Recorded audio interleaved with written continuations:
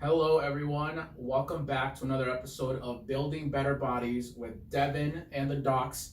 We have the star of the show, of course, with us, Brandy, today as well. So, today, Dr. Amir and Brandy will be telling us a little bit about some of their experiences that they've been having this week and how they've been dealing with those with the help of Deven. So, let's start with Brandy giving us a little bit of introduction. Is this week 4? Is that what we started? It is week 4, yeah. Okay, so 3 weeks under the belt. 3 weeks under the belt, that's for sure. So we started week 4 and we decided brilliantly that since we had Monday off and I forget, did we lose a Saturday somewhere because we were traveling? So we decided that we would do 4 days with Deven this week and 2 on our own, which was an exciting endeavor. So Amir, Amir, okay, he's Amir to me. He worked out before me, and typically it's the reverse. Often I work out before him. So I was coming around the corner at the tail end of their workout. It was a legs workout, quads. And I walked around and I asked him if he was okay because he looked like he was going to throw up. Now that's not what you want to see at the beginning, like as you're getting ready to embark on your workout, knowing that it's the same thing you're going to be doing. And I almost turned around and left at that point. But I think Deven took his hook and grabbed me and pulled me back.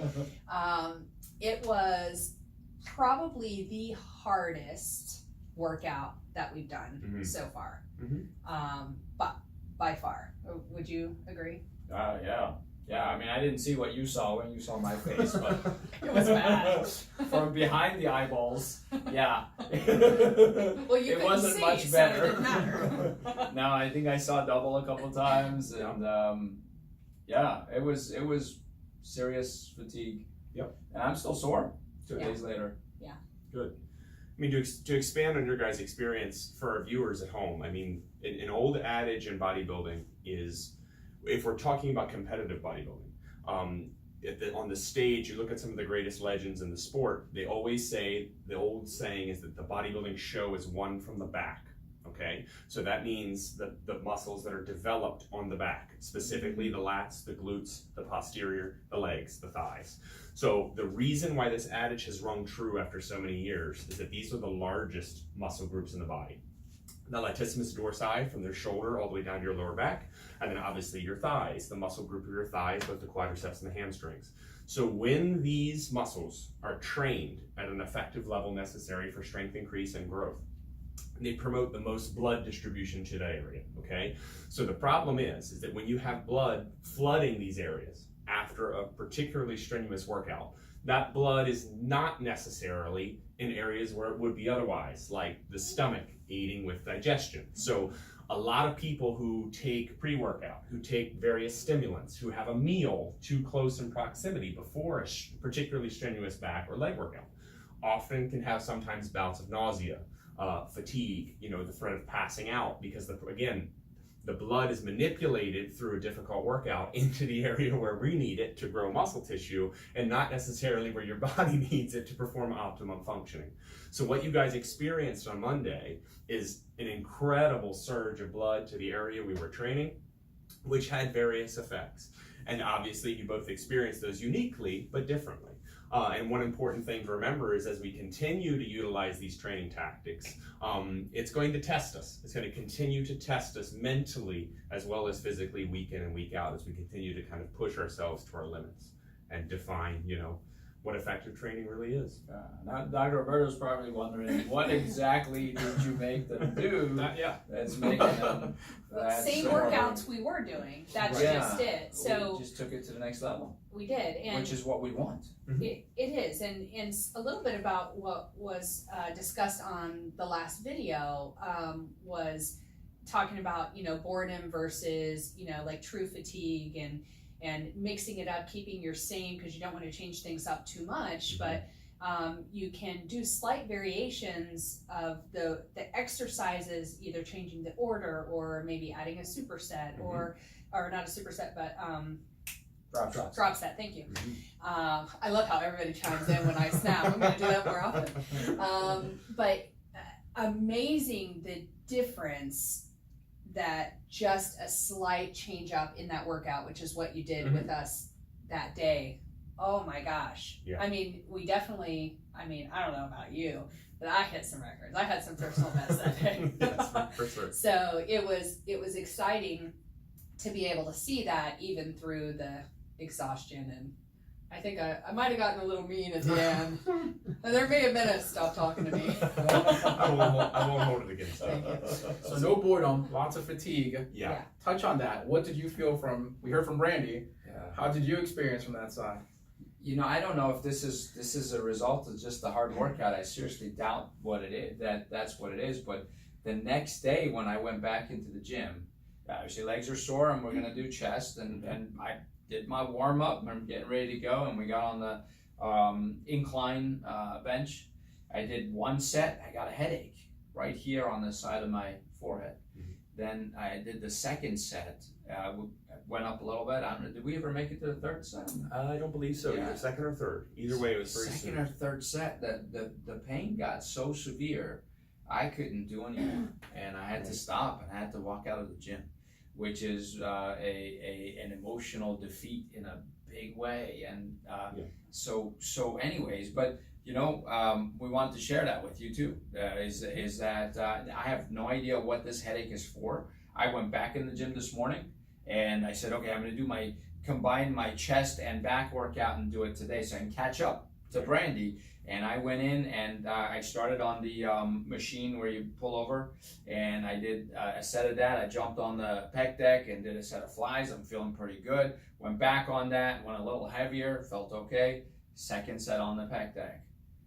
You know, and it wasn't as heavy as it usually is. That same intense headache came back. And I had to actually stay there for a couple of minutes for the headache to come down a little bit before I was able to get up, and then I walked on the treadmill for 30 minutes.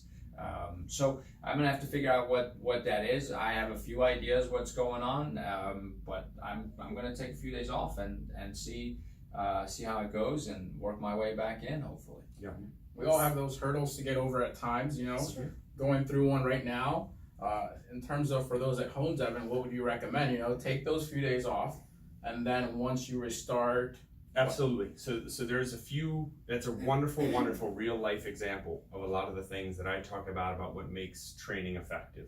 That I want to make sure that we understand viewing at home, because I'm sure there may be a small percentage of the audience right now that's like, but Dr. Amir, we've been talking so long about, you know, gutting through it, and it's a mental exercise and mental toughness and discipline and fighting through the pain and developing a good relationship with pain. Exactly. And all of that is absolutely true, but we have to understand that we need to draw a line, okay? And what that line is that, as these two can attest to, when we're doing truly effective training, like when you work with me, it's a mental exercise as much as a physical. Yep. And that to me is where the concern of a chronic pain condition comes in. So there's a difference between muscle soreness and fatigue and true pain. It's like the resonating, crippling pain that you experience in the right side of your temple. So my concern as a fitness professional is that here I have my client who is in so much pain that they can't mentally prepare themselves for the physical exertion ahead. So if those of you at home are like, oh, why didn't he just gut it out or fight through it? I understand from working with Amir as much as we have that my level of training and intensity cannot be achieved when you're in that kind of pain, because those signals are always going to override your brain's ability to stay focused. So not only did Amir suggest that we call the workout short, I also requested that we cut the workout short, because I understand that any training that we did was likely going to cause you to stay in a prolonged state of pain, and it wasn't going to be effective training. So in those cases, we do need to listen to our body. We do need to understand that it's a marathon, not a sprint, and that we need to find out what's going on and get better so that we can get back to that place where we can train effectively again. Agreed. And I think that's also something to point out is make sure your body, you know your body, and it's in the condition that it needs to be, to where you know the difference. Right. Like, you fought through a lot of pain in previous times, and you also know your body well enough. You know, you get adjusted regularly, you've been working out, you know these things. So you know the difference between pain you can fight through and pain that could be something else. And so I think it's really important to be able to differentiate that. You know, I experience different pains and workout, but I also know that it's just something I have to work through. I know it's, you know, it's not something that's gonna cause issues down the road. And in case, for a few of you who may be wondering, because you guys know we're competing, it's not sabotage. So I know this puts me a few workouts ahead, but I did not cause that. I'm gonna start doing 2 a days. It's an underdog story. That's right. It's an underdog story. Everyone's That's an right. underdog story. Exactly. So I mean, in closing, we understood from day one that there's going to be challenges. Yeah. Some that we foresee, some that we don't. But knowing that that's part of the process, being engaged with the fitness professional and having a really good trainer coach client relationship, we're always going back and forth, understanding how we can best identify the issue and any workarounds possible to make sure you guys stay on track. And I am not stopping going into the gym. Right. I'm just gonna go in there and keep the weights extremely light so I'm not straining and triggering the headache. Right. It seems to happen when I pick up something heavy, and it increases pressure inside the blood vessels, and you know, there's probably some inflammation and so on. So I'm gonna lighten it up, and when I say I'm taking time off, but I'm going in the same times, I'm staying on my routine, I'm just doing really lightweight so we don't